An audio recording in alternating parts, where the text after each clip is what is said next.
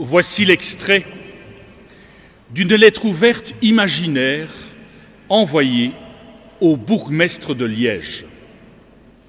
Monsieur le bourgmestre, après avoir entendu et médité l'évangile de ce jour, je me dois de vous écrire pour vous demander de bien vouloir changer le nom d'une rue de Liège. Le Christ ayant rappelé qu'il fallait rendre à César ce qui est à César et à Dieu ce qui est à Dieu, je pense qu'il n'est pas judicieux que la rue où est établie la Tour des Finances soit appelée rue du Paradis. Il y a une contradiction très nette entre cette institution qui collecte nos impôts et donc nos deniers et la finalité du paradis, lieu par excellence de la présence divine. Je vous prie donc, monsieur le bourgmestre, de bien vouloir renommer cette rue et je vous apporte mon humble contribution en vous proposant le nom suivant, rue César. Et voici une réponse possible du bourgmestre de Liège. Chers frères, merci pour votre lettre. Nous venons d'en discuter en conseil communal et il nous semble qu'il soit préférable de maintenir le nom actuel de la rue du Paradis.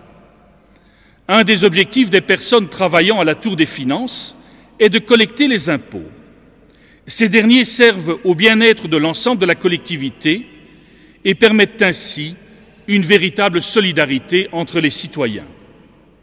Avec l'objectif d'une telle gouvernance, n'est-ce pas veiller à mettre un coin de paradis au cœur de notre humanité? Je vous laisse avec cette question, votre bourgmestre. Il est évidemment difficile de ne pas être d'accord avec une telle conclusion.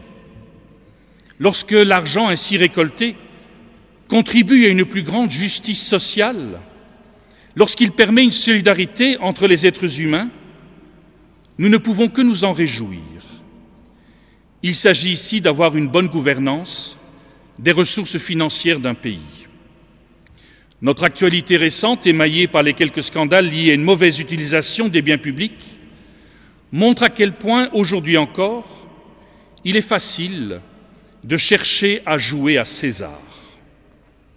Dans une démocratie, les impôts sont la marque de notre solidarité collective. Mais il est vrai que dans certains régimes, l'argent collecté, comme du temps de Jésus, sert à lever des armées, à envahir d'autres pays et à exploiter les richesses naturelles et les personnes qui y vivent. Cet impôt-là est à dénoncer à tout prix. C'est l'impôt de César. Que veut d'ailleurs ce dernier lorsqu'il met son effigie sur les pièces de monnaie avec cette inscription « César, fils du divin Auguste ».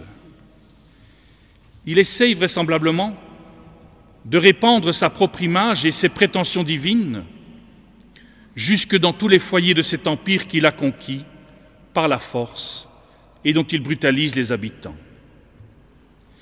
Il en va tout autrement pour Dieu, car comme le souligne saint Augustin, de même que César cherche son image sur une pièce de monnaie, de même Dieu cherche son image au fond du cœur de chacun d'entre nous.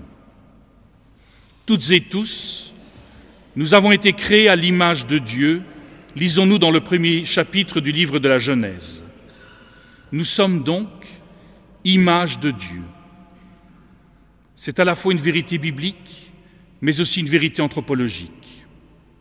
Être image de Dieu dit quelque chose de notre propre humanité. Cela signifie que nous ne pouvons pas pleinement nous comprendre si nous n'entrons pas dans le mystère de Dieu. En étant image de Dieu, tout être humain a été créé capax Dei, c'est-à-dire capable de Dieu. Et rappelons-nous les mots de saint Irénée, « Dieu s'est fait homme pour que l'homme devienne Dieu ». Dès l'instant de notre conception, nous sommes appelés à nous réaliser en Dieu.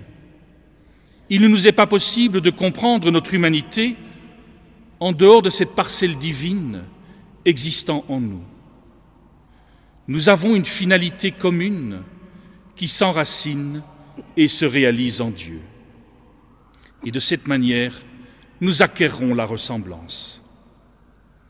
N'est-il pas merveilleux de nous rappeler que malgré nos différences, nous avons une identité humaine commune que nous partageons dans la foi? Et ceci n'est pas sans conséquence sur la manière dont nous regardons et nous respectons les autres. Si nous avons acquis la conviction que nous sommes images de Dieu, nous devons accepter que quelle que soit sa condition sociale, culturelle, émotionnelle, intellectuelle, spirituelle, tout être humain partage avec nous quelque chose d'identique qui nous transcende et nous unit. En rendant à Dieu ce qui est à Dieu, nous retrouvons au fond de nous l'infini de Dieu, puisque nous sommes créés à son image et appelés à en devenir son reflet, les uns pour les autres, par notre manière de vivre l'Évangile aujourd'hui. Amen.